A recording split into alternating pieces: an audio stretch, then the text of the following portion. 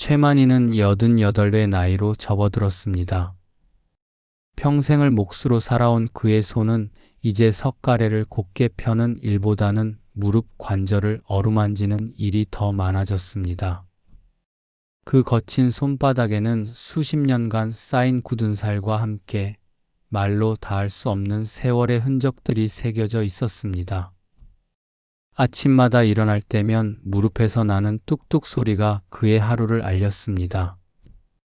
예전 같았으면 새벽 5시에 일어나 공사장으로 향했을 텐데 이제는 침대 모서리에 앉아 한참을 쉬어야 일어날 수 있었습니다.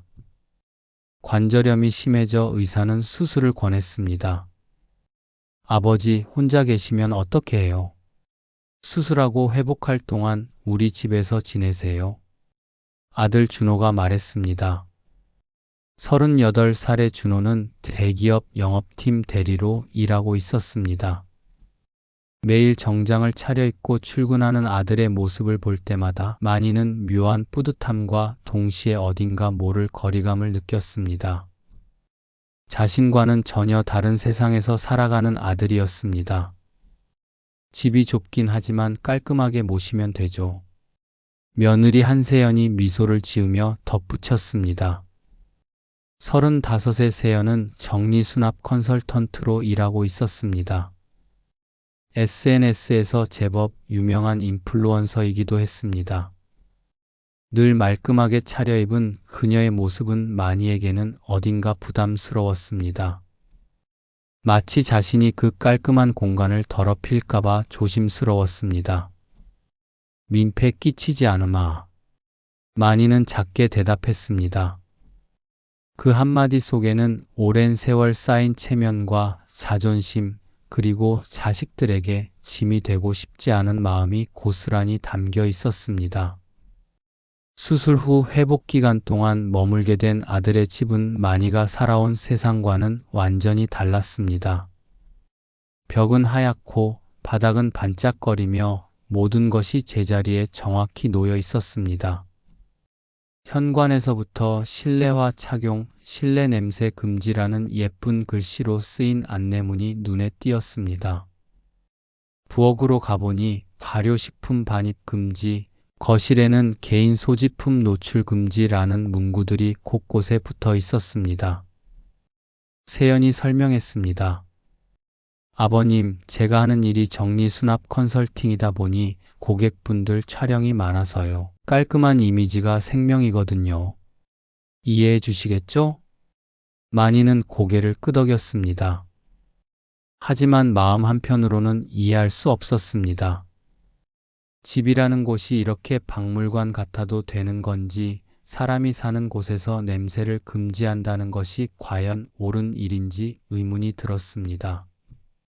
그럼에도 만희는 자신에게 주어진 작은 방에 조심스럽게 짐을 풀었습니다. 아내가 손수 만든 누비 이불, 결혼 초기부터 함께 해온 오래된 라디오, 그리고 목수 연장들을 담은 낡은 가방까지. 이 모든 것들이 그의 인생 그 자체였습니다. 특히 누비 이불은 아내 순자가 신혼 때부터 틈틈이 바느질해서 만든 것이었습니다.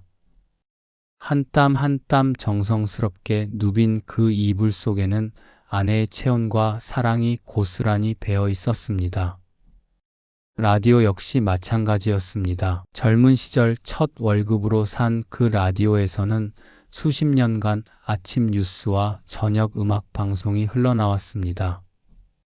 하지만 이 모든 물건들이 세연의 눈에는 정리되지 않은 것들, 깔끔하지 못한 것들로 보였을 것입니다. 만희는 그것을 알고 있었기에 더욱 조심스럽게 방 구석 가장 눈에 띄지 않는 곳에 자리를 잡았습니다. 그날 밤 라디오에서 흘러나오는 옛가요를 들으며 만희는 생각했습니다.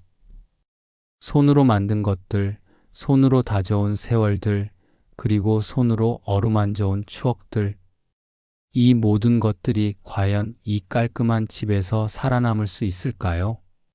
창밖으로는 도시의 불빛들이 반짝이고 있었습니다. 하지만 그 불빛들은 어딘가 차가워 보였습니다. 마치 자신의 인생처럼 말이죠. 마니가 아들의 집에서 지낸 지 사흘째가 되던 아침이었습니다. 무릎 수술 후 회복 중이던 그는 일찍 일어나는 습관을 버릴 수 없어 새벽 5시에 눈을 떴습니다. 조용히 방문을 열고 거실로 나갔을 때 세연이 이미 일어나 있었습니다. 아버님, 벌써 일어나셨어요? 세연은 놀란 듯 말했습니다. 그녀의 손에는 분무기가 들려 있었고 집안 곳곳을 돌아다니며 무언가를 뿌리고 있었습니다. 뭐 하는 게냐? 마니가 물었습니다. 아, 이거요? 공기청정제예요. 어젯밤에 생선 구운 냄새가 좀 남아 있어서요. 오늘 오후에 촬영이 있거든요. 세연은 웃으며 대답했지만 마니는 어딘가 모를 불편함을 느꼈습니다. 생선 구운 냄새라니. 그것이 그렇게 나쁜 것인가요? 자신이 어렸을 적 어머니가 생선을 구워주던 그 구수한 냄새가 이제는 지워야 할 대상이 되었다는 사실이 마음에 걸렸습니다. 거실을 둘러보니 벽면에 붙어있는 규칙들이 더욱 자세히 보였습니다. 현관에는 실내화 필수 착용, 외부 신발 금지라는 문구가 있었습니다. 부엌으로 가니 발효식품 반입 금지, 조리 후 즉시 환기, 냄새 나는 음식 조리 시 사전 협의라는 안내문들이 띄었습니다. 거실에는 더욱 많은 규칙들이 있었습니다. 개인 소지품 노출 금지, 신문이나 잡지는 전용 서랍에 보관, 리모컨 사용 후 제자리 정리, 쿠션은 매일 정해진 위치에 배치까지. 마치 호텔의 규칙서 같았습니다. 아버님, 좀 복잡해 보이죠? 세연이 마니의 시선을 따라가며 말했습니다. 제가 하는 일이 정리수납 컨설팅이다 보니까 고객분들이 집에 오셔서 촬영을 많이 해요. 블로그나 유튜브에 올리는 콘텐츠도 찍고요. 그러다 보니 항상 완벽한 상태를 유지해야 해서요. 세연은 계속해서 설명했습니다. 요즘에는 미니멀 라이프라고 해서 깔끔하고 단순한 생활을 추구하는 분들이 많아요. 제 고객분들도 그런 라이프 스타일을 원하시거든요. 그래서 이 집 자체가 일종의 쇼룸 역할을 하는 거죠. 마니는 고개를 끄덕였지만 속으로는 알아들을 수 없는 단어들과 마니를 이해시키려고 말하는 듯 보이지만 평생을 몫으로 살아온 마니로선 모든 것이 생소할 뿐이었습니다. 집이 쇼룸이라니, 집은 가족들과 소중한 공간이라고 생각했던 마니는 전혀 이해가 가질 않았고 그저 자신이 초라해져 보였습니다. 그럼 난 여기서 무엇인 거냐? 전시품으로 있으면 되는 거냐? 아니면 방해만 될 뿐이냐? 세연이 다시 말했습니다. 물론 아버님께서 계시는 동안은 최대한 불편하지 않게 해드리려고 해요. 다만 고객분들이 오시는 날에는 조금만 협조해 주시면 감사하겠어요. 그때 준호가 일어나 나왔습니다. 아버지, 일찍 일어나셨네요. 무릎은 좀 어떠세요? 괜찮다. 원래 일찍 일어나는 습관이 있어서 일찍 눈이 떠졌구나. 마니는 대답했습니다. 준호는 세연과 눈빛을 주고받더니 조심스럽게 입을 열었습니다. 아버지, 여기서 지내시는 동안 몇 가지 부탁드릴 게 있어요. 세연이가 하는 일 때문에 어쩔 수 없이. 준호는 말끝을 흐렸습니다. 마니는 무엇인지 짐작이 갔지만 굳이 먼저 말하지 않았습니다. 라디오 같은 것도 너무 큰 소리로 틀지 마시고요. 혹시 음식 하실 때도 냄새가 많이 나는 건 피해 주시면. 그리고 빨래도 세연이가 정해놓은 요일에만 부탁드릴게요. 준호의 말을 들으며 마니는 점점 작아지는 자신을 느꼈습니다. 라디오 소리도 음식 냄새도 심지어 빨래하는 날짜까지 정해져 있다니.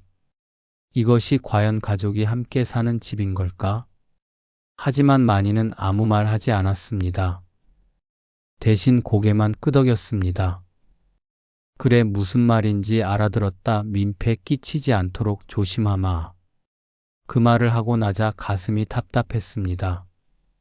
민폐라는 단어가 자꾸 입에서 나오는 자신이 싫었습니다. 오후가 되자 정말로 고객이 찾아왔습니다. 30대로 보이는 젊은 여성이었습니다. 세연은 그녀를 맞으며 집안 곳곳을 안내했습니다. 와, 정말 깔끔하네요. 이렇게 완벽하게 정리된 집은 처음 봐요. 고객의 감탄사가 들렸습니다. 비결이 뭐예요? 무엇보다 불필요한 물건을 과감하게 버리는 거예요. 그리고 모든 물건에 정해진 자리를 만들어주는 것이죠. 세연의 목소리에는 자신감이 가득했습니다. 정말 대단해요. 저희 집에는 시어머님 물건들이 너무 많아서 고민이에요. 오래된 이불이며 그릇이며. 고객의 말에 마니는 가슴이 철렁했습니다.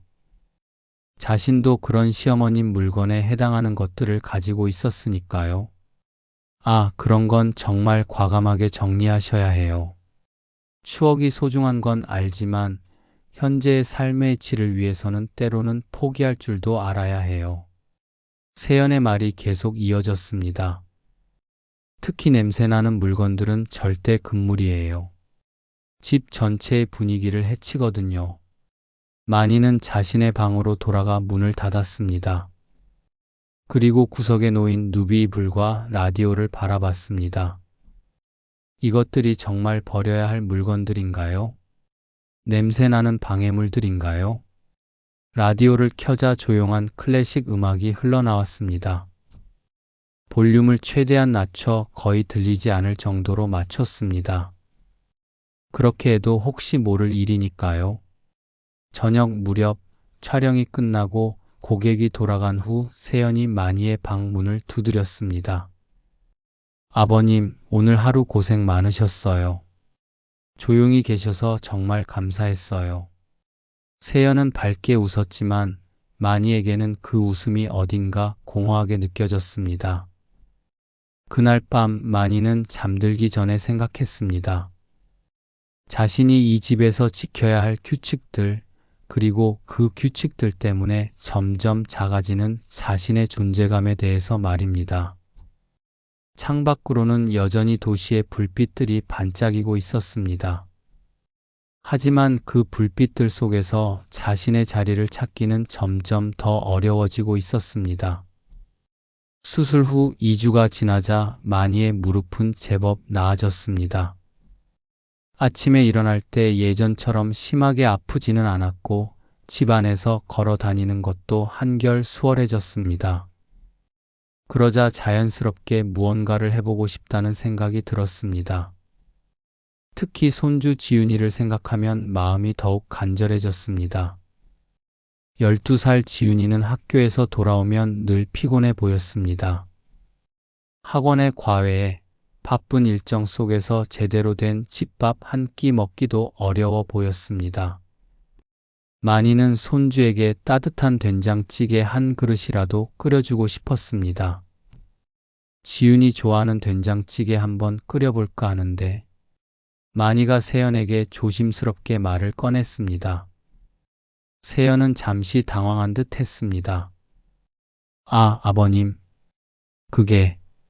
세연은 말을 망설이더니 베란다 쪽으로 마니를 이끌었습니다. 마니는 그제서야 깨달았습니다. 예전에 늘 자리하고 있던 된장 항아리들이 모두 사라져 있다는 것을 말입니다. 베란다에는 대신 예쁜 화분들이 줄지어 놓여 있었습니다. 다육식물들과 허브류, 그리고 작은 관엽식물들이 깔끔하게 배치되어 있었습니다. 햇빛이 잘 드는 베란다는 이제 완전히 다른 공간이 되어 있었습니다. 아버님, 그 항아리들 말씀이시죠? 세연이 미안한 듯 말했습니다. 사실 냄새가 너무 강해서요.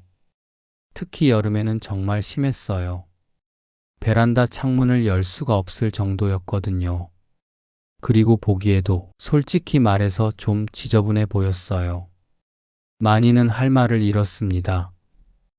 그 항아리들은 단순한 저장 용기가 아니었습니다. 아내 순자가 직접 담근 된장과 고추장이 들어있던 소중한 그릇들이었습니다. 세연이 계속해서 설명했습니다. 요즘은 시판 된장이나 쌈장도 정말 좋아요. 깔끔하고 위생적이고요. 굳이 그런 전통적인 방식을 고집할 필요가 있나 싶어서. 그럼 그 항아리들은 어떻게 한 거니? 마니가 조심스럽게 물었습니다. 아, 그건 정리업체에서 가져갔어요. 재활용할 수 있는 건 재활용하고요. 세연의 대답에 마니는 가슴이 무너지는 느낌이었습니다. 재활용이라니. 아내가 몇십 년간 정성스럽게 길들여온 그 항아리들이 단순한 재활용품이 되었다는 것이었습니다. 마니는 그 항아리들에 얽힌 추억을 떠올렸습니다. 매년 봄이면 순자가 메주를 쓰고 가을이면 고추장을 담그던 모습. 항아리 뚜껑을 열 때마다 나던 그 깊고 구수한 냄새. 그리고 그 냄새 속에 배어있던 아내의 손길과 정성. 아버님, 괜찮으시죠? 정말 요즘 시판 제품들이 좋아요. MSG도 안 들어가고 유기농이고. 세연이 걱정스러운 듯 말했지만 마니에게는 전혀 위로가 되지 않았습니다.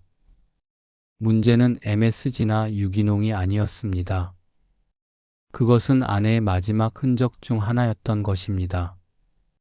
마니는 베란다 한 구석에 서서 화분들을 바라봤습니다.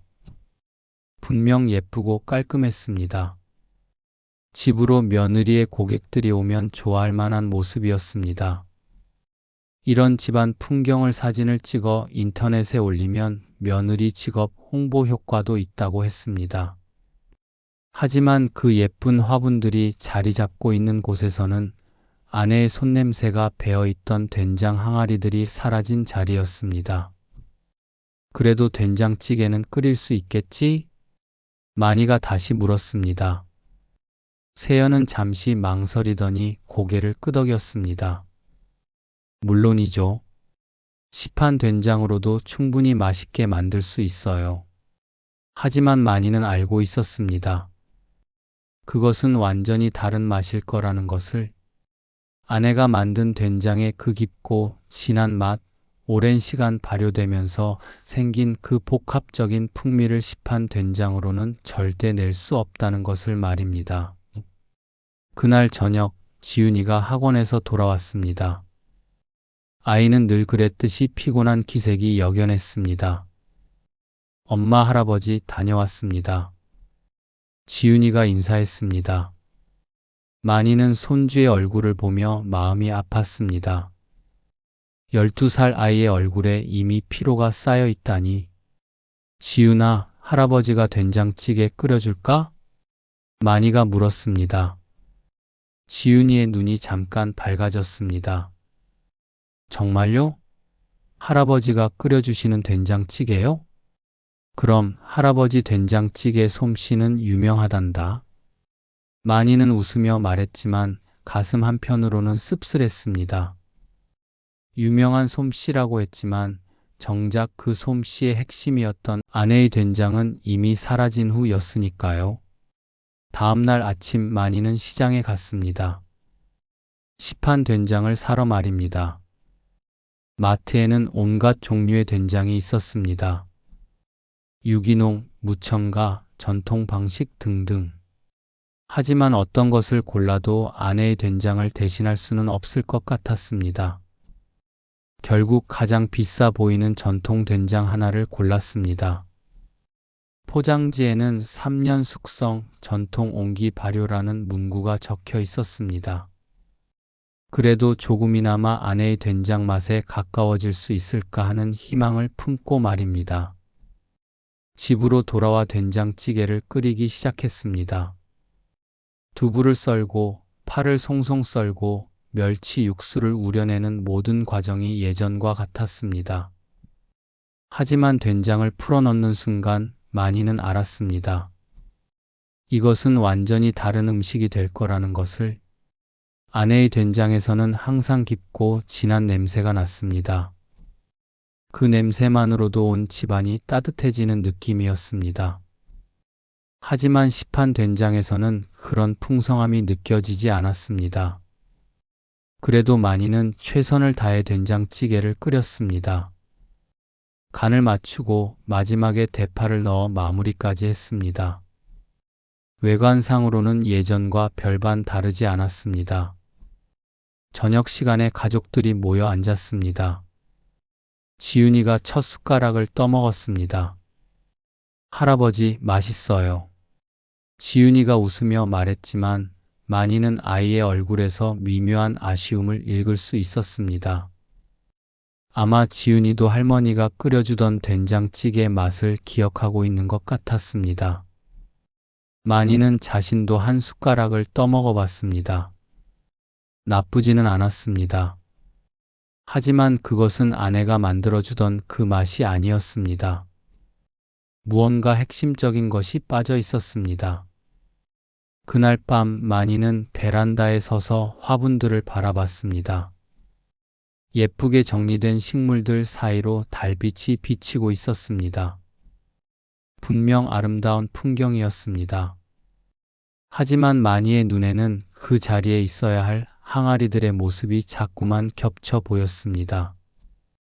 아내의 손냄새가 배어있던 그 항아리들, 이제는 어디선가 재활용품이 되어 있을 그 소중한 그릇들을 생각하며 마니는 깊은 한숨을 내쉬었습니다.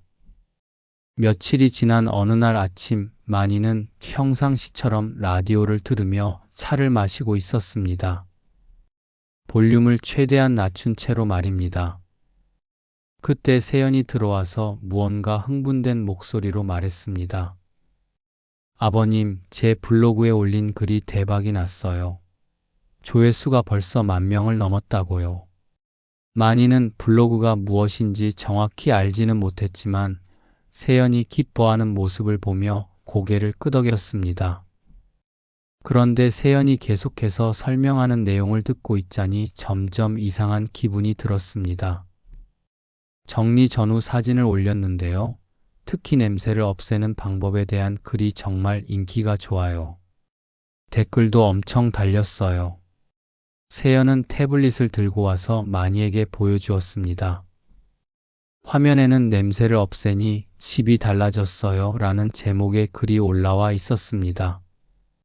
그리고 그 아래에는 사진들이 여러 장 있었습니다. 마니는 그 사진들을 보고 깜짝 놀랐습니다. 자신의 방이 찍혀 있었던 것입니다. 정리 전이라고 표시된 사진에는 자신의 누비 이불과 라디오 그리고 몇 개의 개인 물품들이 보였습니다. 그리고 정리 후라고 표시된 사진에는 깔끔하게 정리된 방의 모습이 있었습니다. 이게 내 방 사진이니? 마니가 떨리는 목소리로 물었습니다. 아, 네. 정리 전후 비교 사진으로 올렸어요. 정말 드라마틱한 변화죠?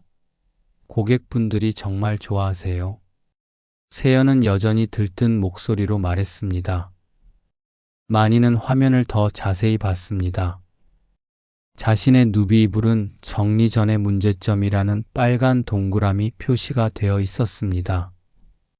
오래된 라디오 역시 마찬가지였습니다. 글 내용을 읽어보니 더욱 충격적이었습니다.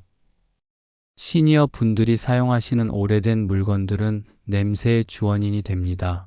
과감한 정리가 필요한 대표적인 케이스라는 문장들이 보였습니다. 댓글들도 가관이었습니다. 역시 시니어 물건은 과감히 버려야 하네요. 냄새 나는 건 무조건 아웃이죠. 우리 시어머니 방도 저런 식으로 정리해야겠어요. 같은 댓글들이 줄줄이 달려 있었습니다. 마니는 점점 화가 치밀어 올랐습니다. 자신의 소중한 물건들이, 아내의 마지막 흔적들이 인터넷 상에서 문제점으로 낙인 찍혀 있다니요. 더군다나 자신의 동의도 없이 말입니다. 세연아, 이 사진 언제 찍었니? 마니의 목소리가 차가워졌습니다. 아, 그게 아버님이 산책 나가신 사이에 살짝 찍었어요. 정리 전후 비교용으로요. 세연은 여전히 아무렇지 않다는 듯이 대답했습니다. 내 동의는 받고 한 거니? 동의요? 아, 그냥 가족인데 괜찮을 줄 알았어요. 그리고 얼굴이 나온 것도 아니고요. 세연의 말에 마니는 더욱 화가 났습니다. 가족이라고 해서 무엇이든 해도 된다는 것인가요? 자신의 사생활을, 개인적인 공간을 인터넷에 공개해도 되는 것인가요? 마니는 댓글들을 다시 읽어봤습니다. 한 댓글은 특히 가슴을 아프게 했습니다. 저런 냄새나는 물건들 때문에 요양원 보내는 거 아니에요? 요양원이라니. 자신이 벌써 요양원에 보내질 대상으로 취급받고 있다는 것인 걸까? 그때 준호가 출근 준비를 하며 거실로 나왔습니다. 마니는 준호를 불렀습니다. 준호야, 이것 좀 봐라.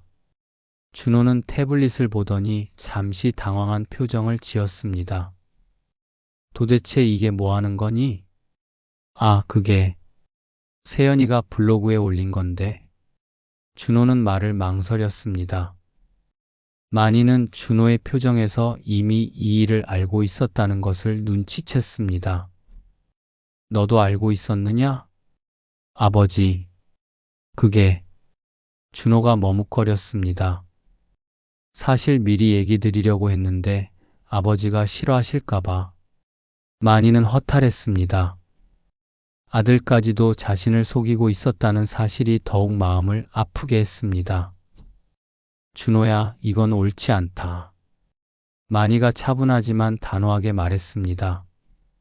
내 물건들이, 내 생활이 인터넷에서 웃음거리가 되고 있잖니? 세연이 끼어들었습니다. 아버님, 웃음거리가 아니라 교육자료예요. 정리수납에 좋은 사례로서. 교육자료? 마니가 세연을 바라봤습니다. 내가 교육자료냐? 내 인생이, 내 아내의 흔적들이 교육자료란 말이냐? 마니의 목소리에는 분노와 상처가 함께 섞여 있었습니다.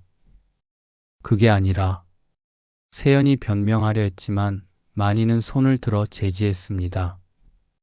충분하다, 더 이상 듣고 싶지 않구나. 마니는 자신의 방으로 돌아갔습니다. 그리고 문을 닫은 후 침대에 앉았습니다. 가슴이 답답하고 화가 치밀어 올랐습니다. 동시에 깊은 상처도 느꼈습니다. 자신이 평생 소중히 여겨온 것들이, 아내와의 추억이 담긴 물건들이 인터넷에서 없애야 할 것들, 냄새의 원인 취급을 받고 있다니요.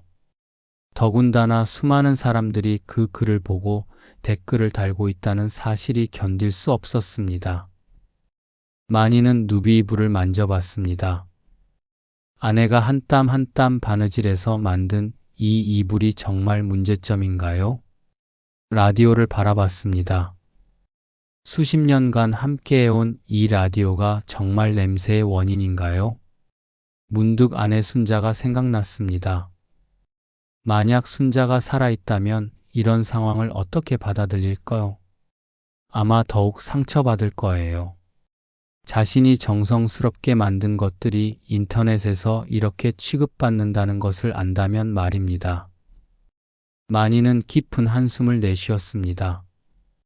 이 집에서의 생활이 점점 더 힘들어지고 있었습니다.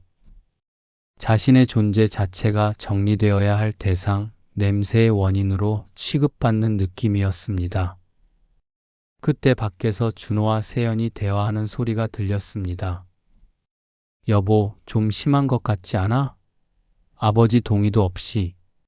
준호의 목소리였습니다. 마케팅이잖아. 그리고 실제로 반응도 좋고.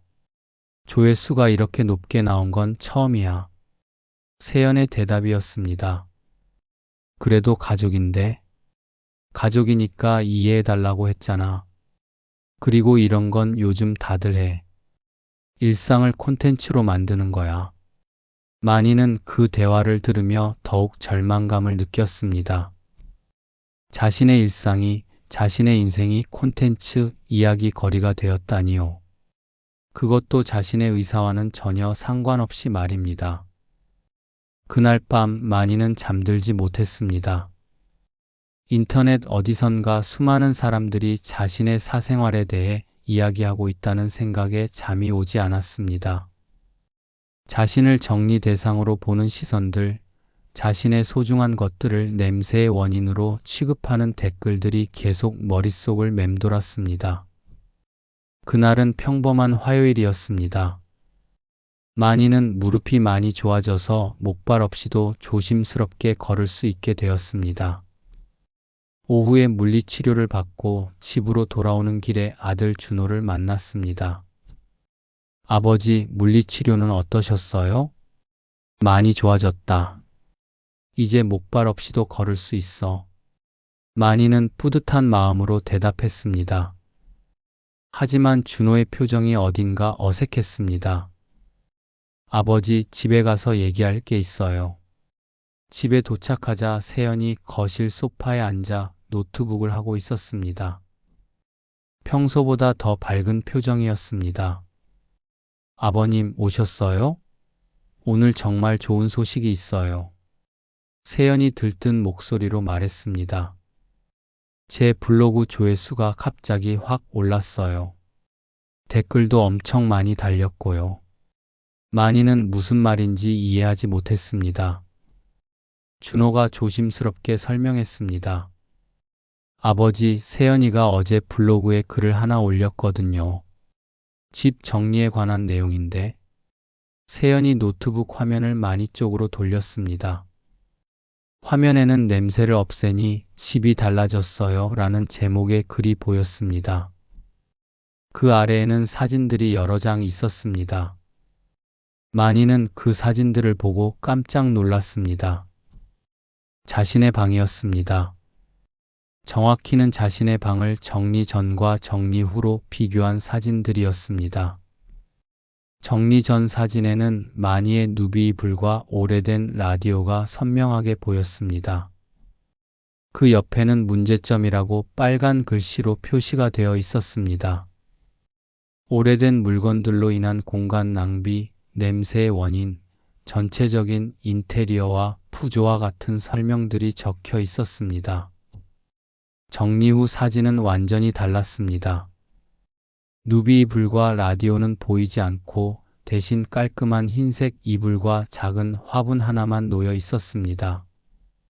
그 옆에는 해결책이라고 파란 글씨로 표시되어 있었습니다. 또 내 방 사진을 올린 거니? 마니가 떨리는 목소리로 물었습니다. 아, 네. 아버님.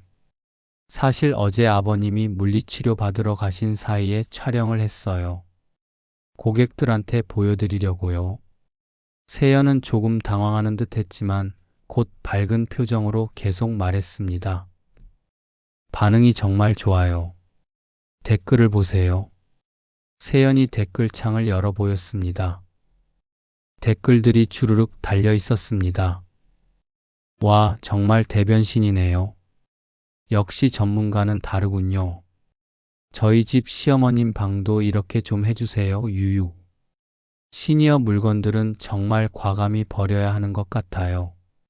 냄새나는 오래된 물건들 때문에 스트레스 받았는데 시원하네요.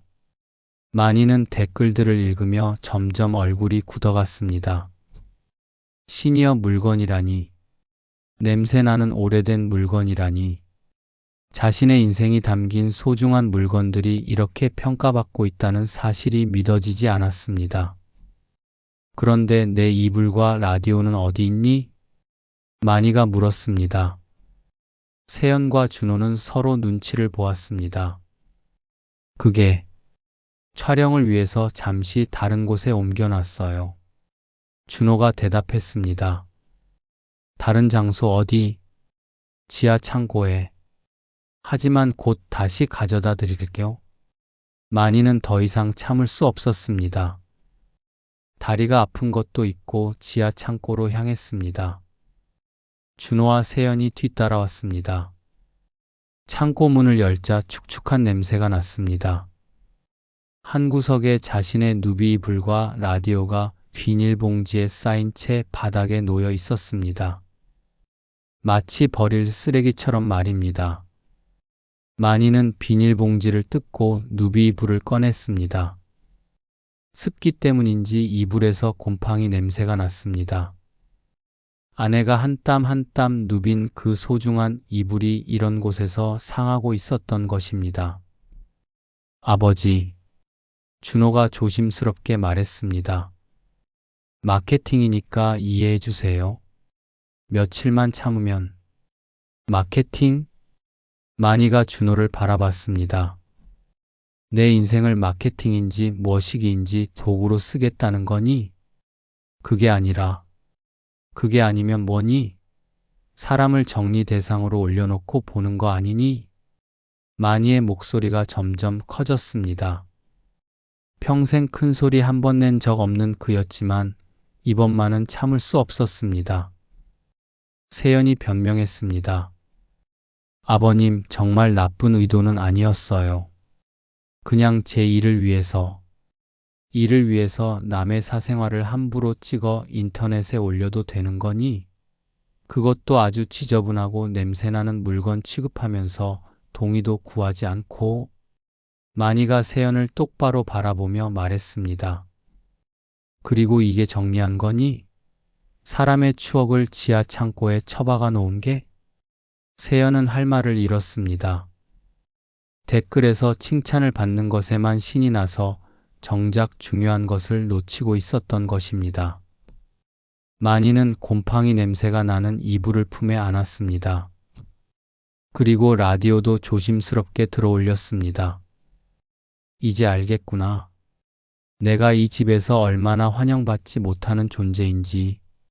마니는 천천히 말했습니다. 하지만 이것들은 쓰레기가 아니란다. 내 인생이고 집사람과의 추억이고 내가 살아온 증거인 거야. 준호가 아버지의 팔을 붙잡았습니다. 아버지, 오해하지 마세요. 우리가 그런 뜻으로. 오해가 아니라 현실인 것 같구나. 마니는 준호의 손을 뿌리쳤습니다. 블로그에 올라간 그 글과 사진들을 당장 내리거라.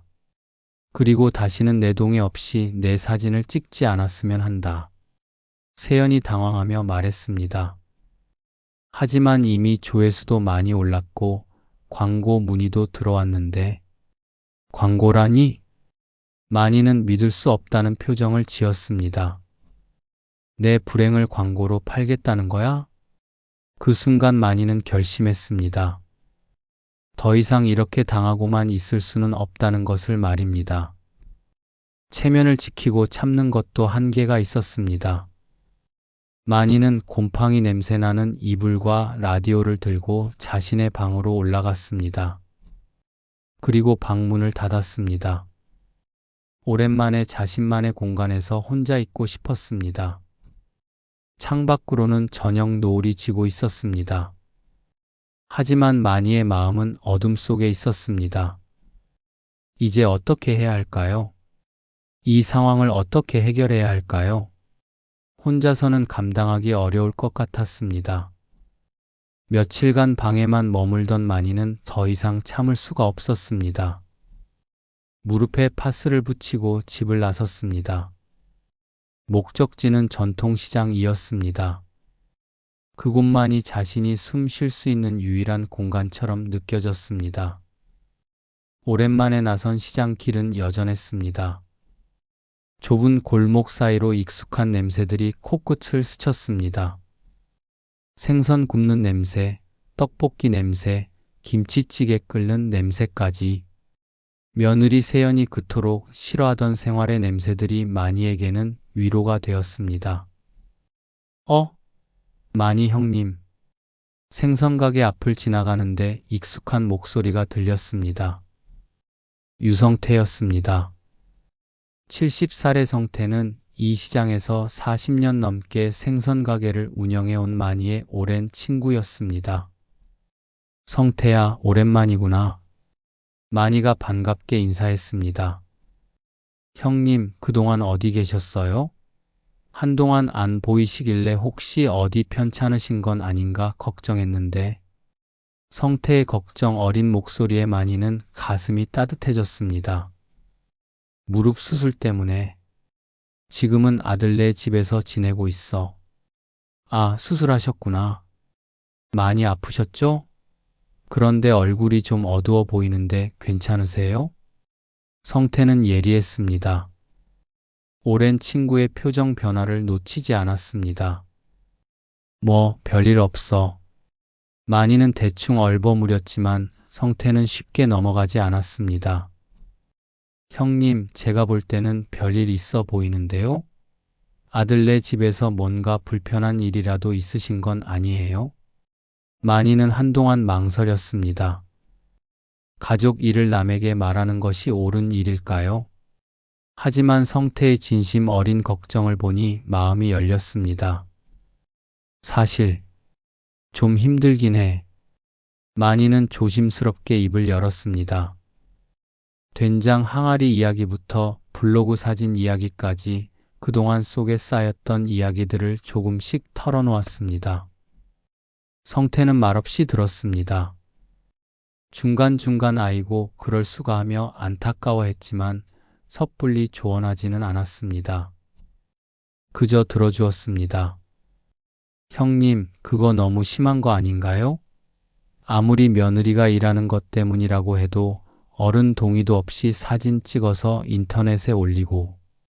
성태의 목소리에는 분노가 섞여 있었습니다. 회복엔 미역국이 최고지. 잠깐만 기다려요. 성태는 미역 한 줌과 멸치 한 봉지를 골라서 마니에게 건넸습니다. 이거 가져가세요. 우리 집사람이 직접 딴 미역이에요. 국 끓여 드시고 기운 좀 차리세요. 고맙다, 성태야. 얼마야? 먼 돈 이야기예요. 친구 사이에. 성태는 손사래를 쳤습니다. 마니는 고마운 마음에 눈시울이 뜨거워졌습니다. 이런 마음을 언제 마지막으로 받아봤던가요? 시장을 돌아 나오는 길에 마니는 작은 건물 앞을 지났습니다. 종합사회복지관이라는 간판이 눈에 들어왔습니다. 문득 호기심이 생겨 안으로 들어가 봤습니다. 어르신, 안녕하세요. 처음 오신 건가요? 친절한 목소리의 여성이 다가왔습니다. 명찰을 보니 박미정 사회복지사였습니다. 45세 정도로 보이는 그녀의 표정은 따뜻했습니다. 네, 그냥 지나다가 들어와 봤습니다. 잘하셨어요. 여기 앉으세요. 차라도 한 잔 드시고 가세요. 미정은 따뜻한 녹차를 내왔습니다. 복지관 내부는 조용하고 깔끔했지만 세연의 집처럼 차갑지는 않았습니다. 사람 사는 온기가 느껴졌습니다. 어르신, 혹시 이 근처에 사시나요? 아니요, 원래는 다른 동에 살았는데 지금은 좀 복잡한 사정이 있어서요. 마니는 또다시 망설였습니다. 하지만 미정의 진심 어린 관심에 마음이 움직였습니다. 혹시 불편하지 않으시다면 말씀해 주세요. 제가 도울 수 있는 일이 있을지도 모르거든요. 미정의 말에 마니는 조심스럽게 자신의 상황을 설명했습니다. 블로그 이야기를 할 때 미정의 표정이 심각해졌습니다. 어르신, 그건 명백히 문제가 있는 일이에요. 미정은 메모장을 꺼내며 말했습니다. 동의 없이 사진이나 개인 정보를 공개하는 것은 사생활 침해예요. 특히 가족 간의 일이라고 해서 예외가 되는 건 아니거든요. 하지만 가족인데 법적으로 문제가 될까요? 마니가 물었습니다. 물론입니다. 가족이라고 해서 개인의 인격권이 사라지는 건 아니에요. 더욱이 어르신의 개인 공간과 소지품을 동의 없이 촬영해서 인터넷에 공개한 것은 분명히 잘못된 일이에요. 미정은 계속해서 설명했습니다. 우리 복지관에서 무료 법률 상담 서비스를 연결해 드릴 수 있어요. 변호사님께 정확한 조언을 받아보시는 게 좋을 것 같아요. 법률 상담이라 그런 큰일까지 할 필요가 있을까요? 마니는 여전히 망설였습니다. 가족 일을 법적으로 해결한다는 것이 부담스러웠습니다. 어르신, 이건 단순히 가족 갈등이 아니에요. 어르신의 인격과 존엄성이 침해받은 일이라고요. 미정의 목소리에는 확신이 있었습니다. 그리고 이런 일이 계속 반복되지 않으려면 명확한 선을 긋는 것이 필요해요. 어르신께서 참고 넘어가시면 앞으로도 계속 이런 일이 생길 수 있거든요. 만이는 미정의 말을 곱씹어 봤습니다. 그동안 자신이 너무 참기만 했던 것은 아닐까요? 그럼 한번 상담을 받아볼까요? 잘 생각하셨어요. 내일 오후에 변호사님이 오시거든요. 시간 되시면 오세요. 미정은 명함을 건네며 말했습니다. 그리고 어르신 혼자 힘드실 것 같으면 언제든지 오세요. 혼자 끙끙 앓지 마시고요. 복지관을 나서는 만이의 발걸음은 들어올 때와 달랐습니다. 여전히 문제는 복잡했지만 적어도 혼자가 아니라는 생각이 들었습니다.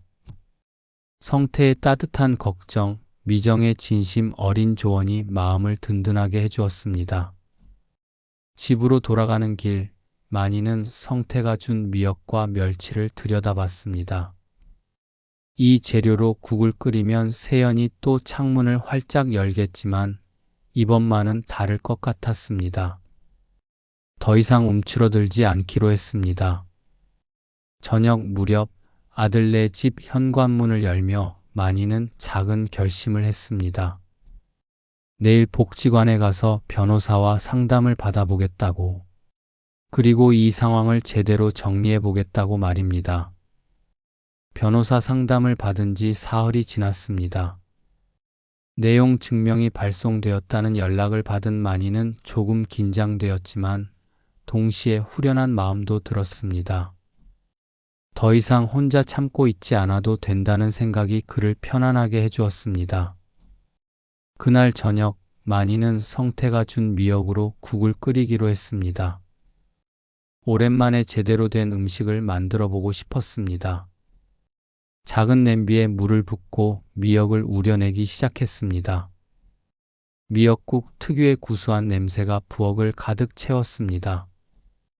이 냄새야말로 만이에게는 집의 냄새, 가족의 냄새였습니다. 아내 순자가 아플 때마다 끓여주던 그 따뜻한 국물의 기억이 되살아났습니다. 그런데 냄새가 퍼지자 예상대로 세연이 나타났습니다. 아버님, 뭐 하고 계세요? 세연의 목소리에는 이미 불편함이 드러나 있었습니다. 미역국 끓이고 있다. 만이가 담담하게 대답했습니다. 아버님, 내일 고객 촬영이 있다고 말씀드렸잖아요. 냄새가 벽지에 밴다니까요.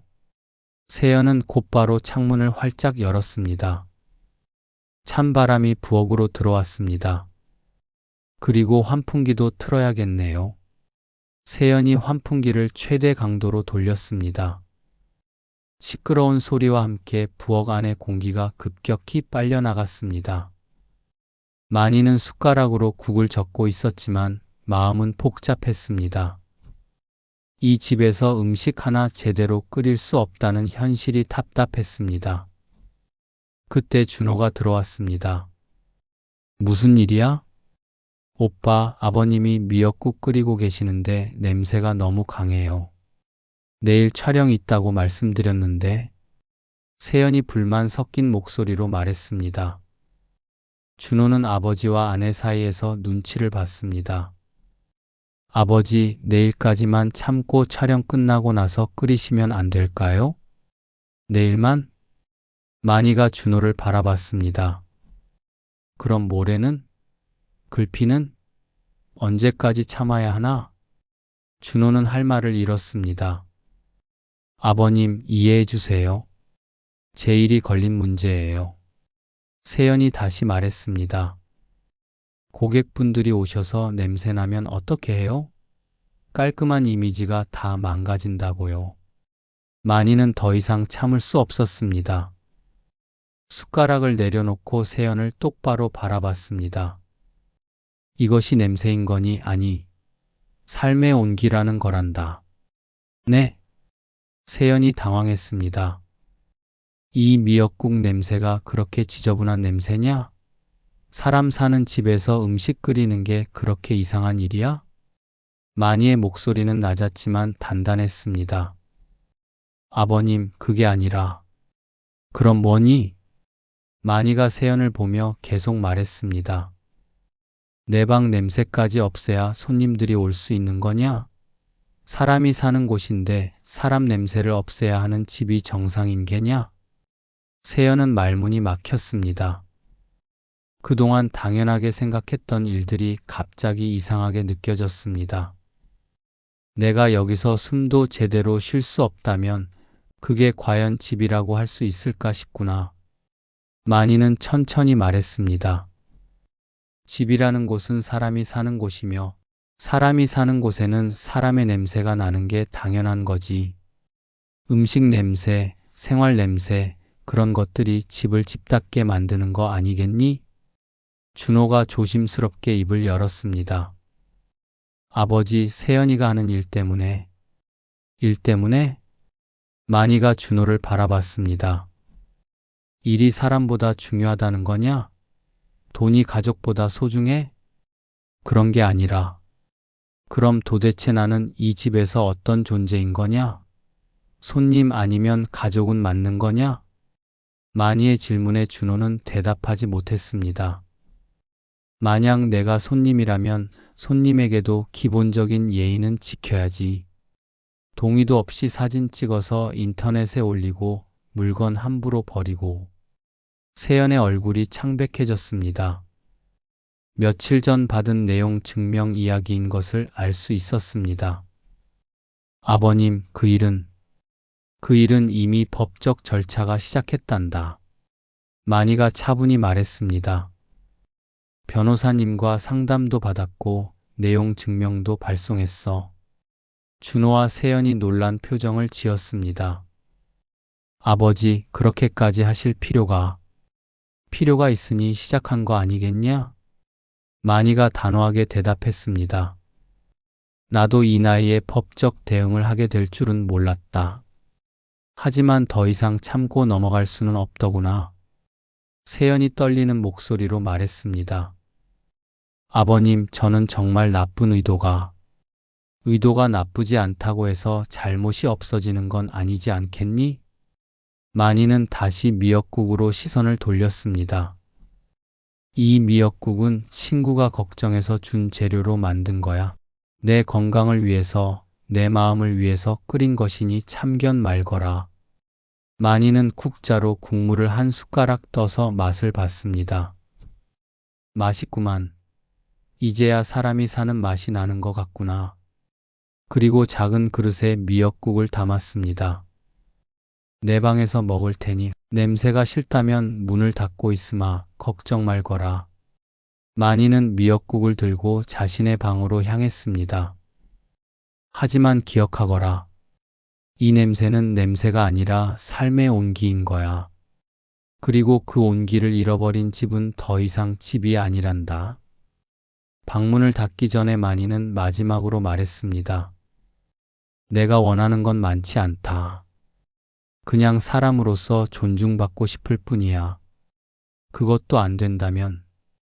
마니는 말을 끝내지 않고 방문을 닫았습니다.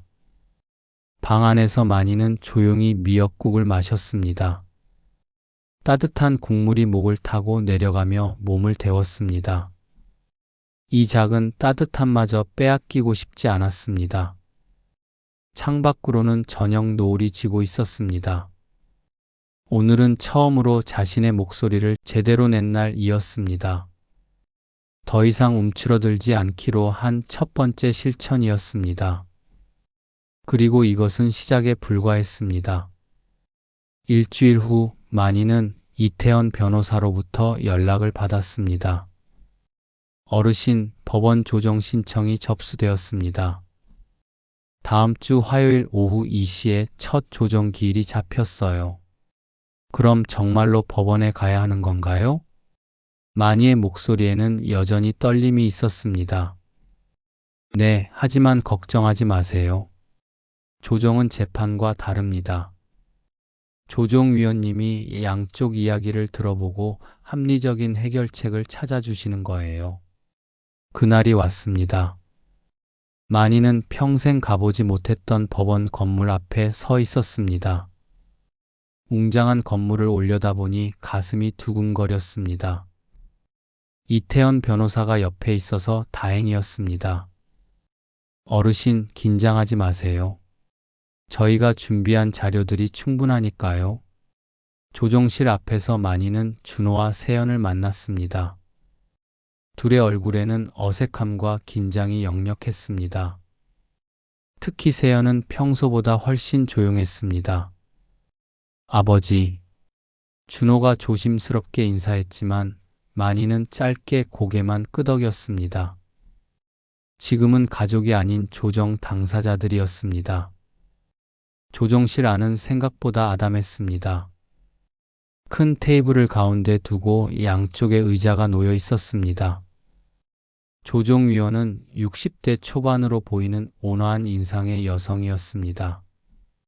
안녕하세요. 저는 오늘 조정을 담당할 김영희 조정위원입니다. 편하게 앉으세요. 그녀는 따뜻한 목소리로 인사했습니다. 오늘 이 자리는 서로를 비난하거나 싸우는 자리가 아닙니다. 문제를 해결하고 관계를 회복하는 자리예요. 먼저 신청인 측부터 이야기를 들어보겠습니다. 이태원 변호사가 준비한 서류를 꺼냈습니다. 조종위원님, 이번 사건은 동의 없는 사진 게시와 사생활 침해, 그리고 고인의 유품 처분에 관한 사안입니다. 변호사는 차근차근 설명했습니다. 만희의 방이 블로그에 게시된 경위, 댓글들의 내용, 그리고 된장 항아리 처분 과정까지. 특히 신청인은 68세의 고령으로 무릎 수술 후 회복 중인 상황에서 이런 일을 당하게 되어 정신적 충격이 상당합니다. 조종위원이 서류들을 살펴보며 고개를 끄덕였습니다. 신청인께서는 어떤 마음이셨는지 직접 말씀해 주시겠어요? 만희는 잠시 망설이다가 입을 열었습니다. 조종위원님, 저는 그냥 사람 취급받고 싶었습니다. 목소리는 떨렸지만 분명했습니다.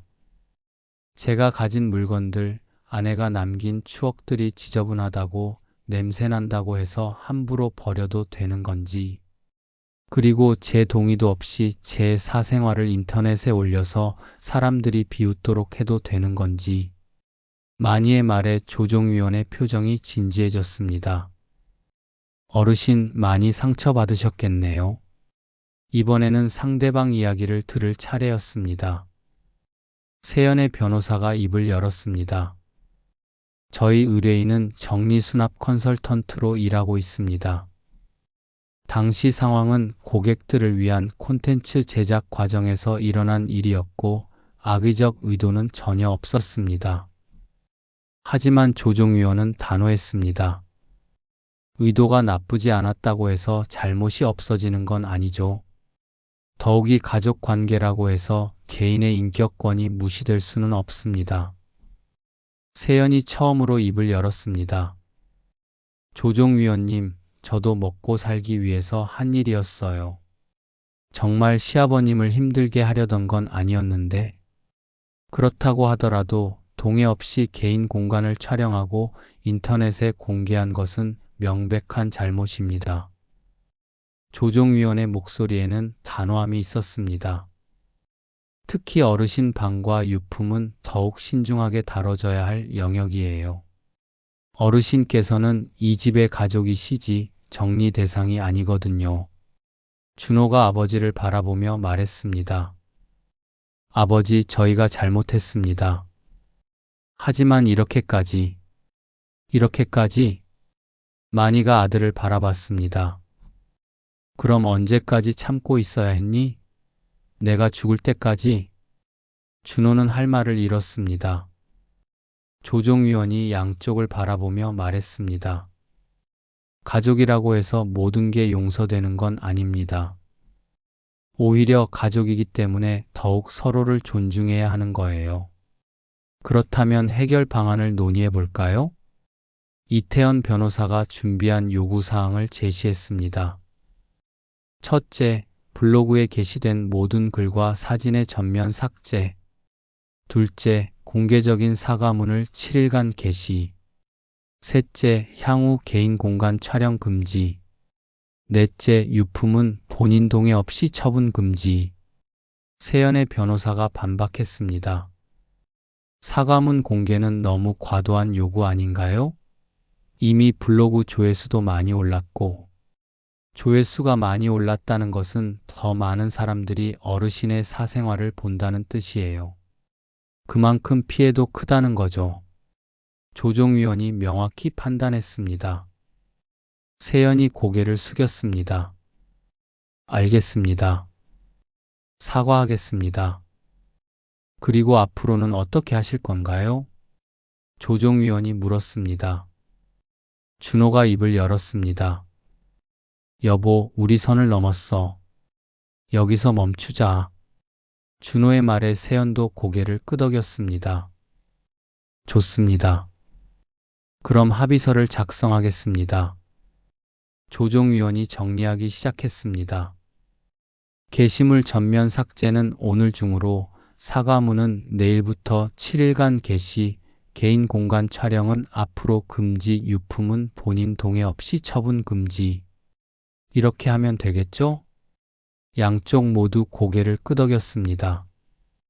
그리고 한 가지 더 추가하고 싶습니다. 마니가 조심스럽게 말했습니다.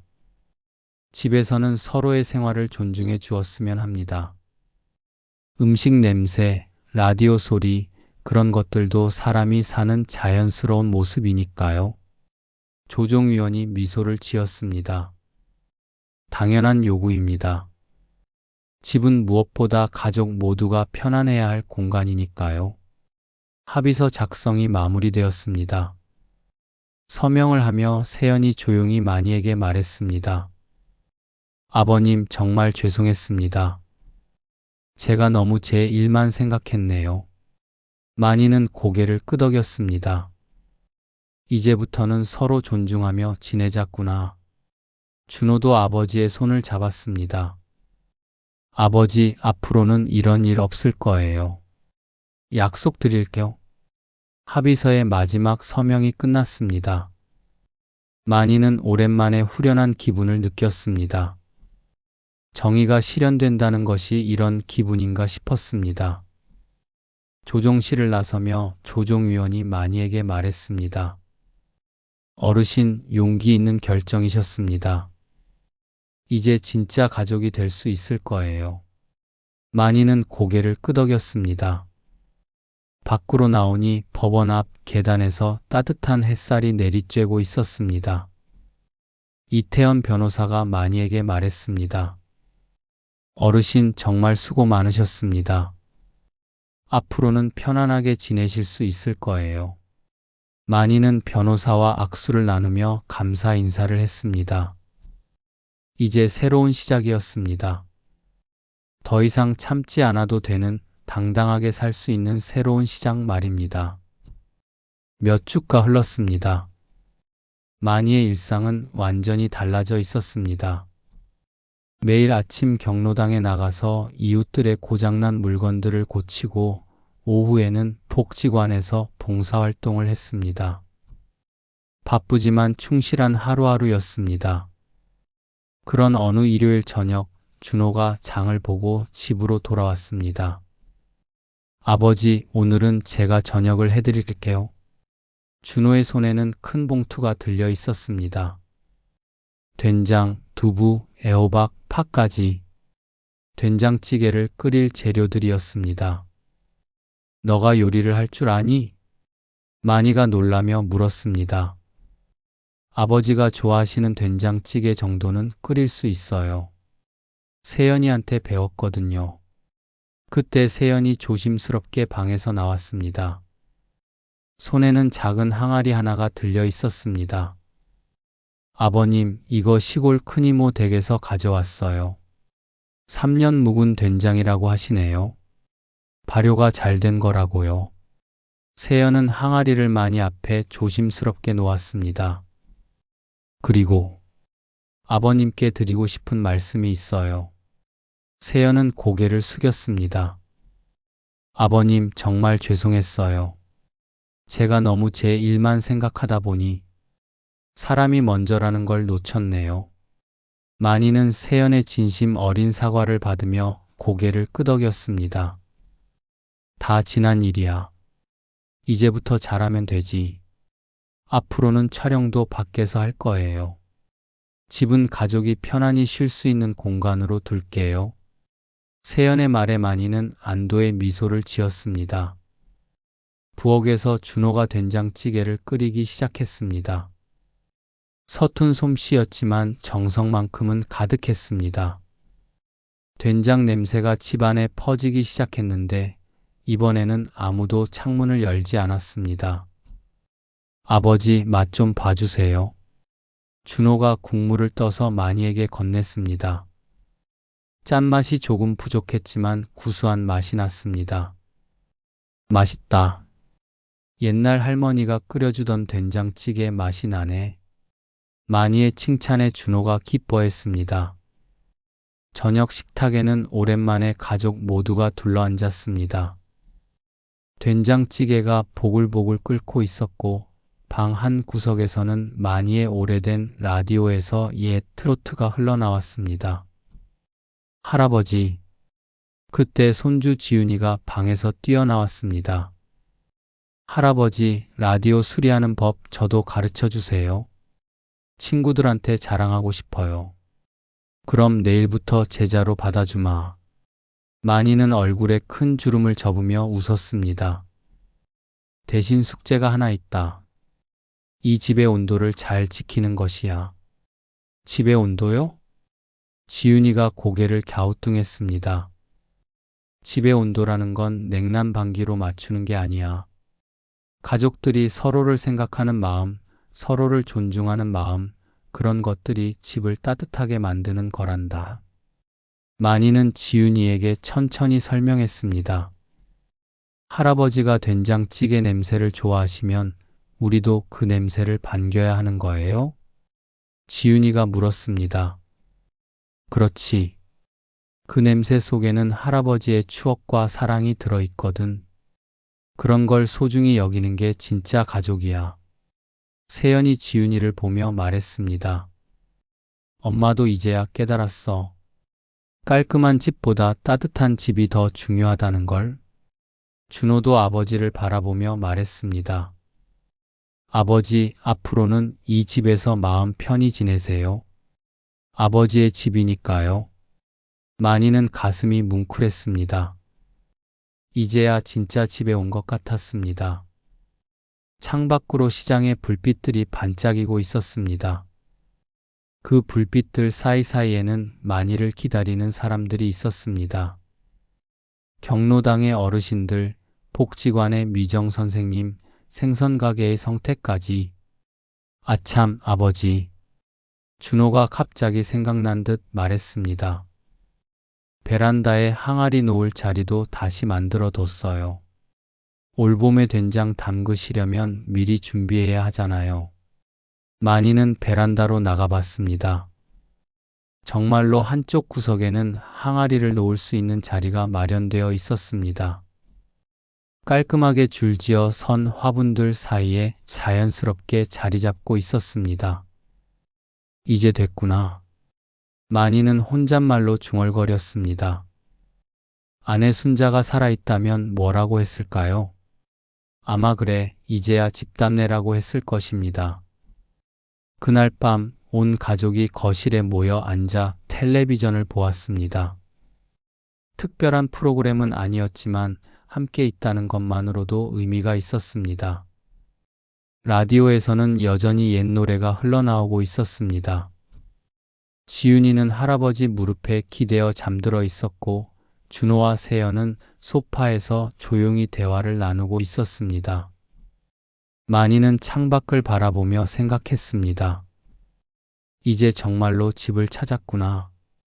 혈연만으로 이어진 차가운 공간이 아니라 서로를 이해하고 존중하는 따뜻한 집을. 그리고 집 밖에는 더 큰 가족들이 있었습니다. 시장의 성태, 복지관의 미정, 경로당의 어르신들까지. 모두가 서로를 돌보며 살아가는 진짜 공동체였습니다. 마니는 속으로 중얼거렸습니다. 노후란 잃어버린 걸 되찾는 시간이구나. 오늘이 그 첫날이야. 집안에는 이제 진짜 사람 사는 냄새가 돌아왔습니다. 된장찌개 냄새, 빨래 냄새, 그리고 가족들의 웃음소리까지. 이 모든 것들이 어우러져 집의 온도를 만들어내고 있었습니다. 오래된 항아리들이 다시 제자리를 찾았고 라디오에서는 따뜻한 음악이 흘러나오고 있었습니다. 그리고 무엇보다 68세의 마니에게는 새로운 내일이 기다리고 있었습니다. 내일 아침이면 또다시 경로당으로 복지관으로 향할 것입니다. 고장난 것들을 고치고 외로운 마음들을 달래주면서 말입니다. 그것이 바로 마니가 찾은 새로운 인생의 의미였습니다. 창밖에 별들이 반짝이고 있었습니다. 마니는 깊이 잠들어가는 가족들을 바라보며 조용히 미소 지었습니다. 이제야 진짜 집에서 잠들 수 있게 되었구나.